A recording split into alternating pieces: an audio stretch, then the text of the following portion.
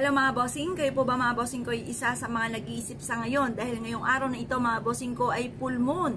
Kaya mas may na mga bossing ko ay wag na wag kang magpapawala ng ganito or wag na hindi ka gagawa ng ritual upang sa ganon. Sa darating na Setyembre mga bossing, excuse me po, ay siksik-liglig at umaapaw at napakaraming blessing ang dumating po sa inyo po mga bossing. Ano po ba ito? Syempre mga bossing, huwag kang magpapawala ng butil ng bigas. Pumili po kayo ng mabibintog na butil ng bigas at sasabayan po natin ito ng bulak. Ang bigas ay mga bossing ko ay para sa kasaganahan. Sa pool po ito ay kada sumasapit mga bossing ko ang iba't ibang espesyal na okasyon, lalo na sa pagdating sa usapin ng mga pampaswerte. Hindi nawawala mga bossing ko ang bigas. Ang bigas mga bossing ko ay hahakot ng maraming pera, kasaganahan ang dulot.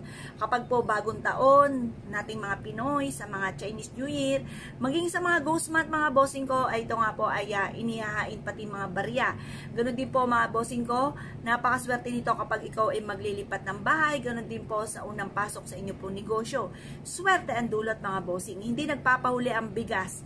Ang bigas matik po yan para yan sa mga pampaswerte sa kasaganahan. Sasabayan natin ito ng bulak para mas maging magaan ang daloy ng swerte mga bossing.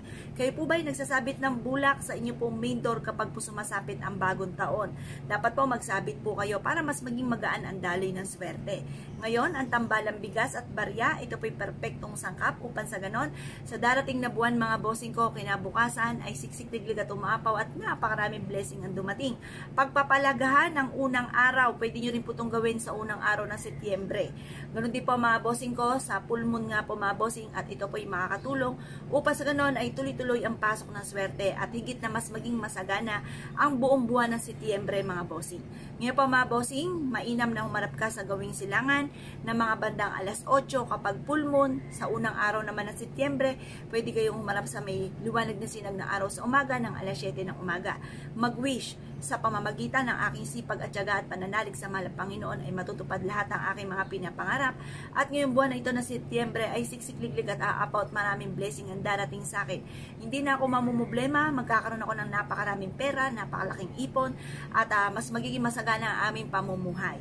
Pagtapos sabihin niyo po, magkaroon ako ng sarili kong negosyo na dito na ako yayaman, magkaroon ako ng malaking bahay, magkaroon ako ng magaganang sasakyan, tapos i-wish na lahat ang gusto po ninyo. Pagtapos na po kayo mag-wish mga bossing ko, pwede nyo ilagay ito sa inyo pong pitaka, sa inyo pong bag, pwede ring maglagay kayo sa bulsa po ninyo, pero wag nyo itatapon kasi masama nagtatapon ng grasya, bigas po ito. Pwede nyo siya ilagay sa isang papel, ilagay sa ilalim ng inyo pong unan habang kayo natutulog para kayo po ay higit na mas maging masagana ang pamumuhay. Hagay ng 168 na shinare ko sa inyo na dapat meron kayo sa ilalim ng inyong unan.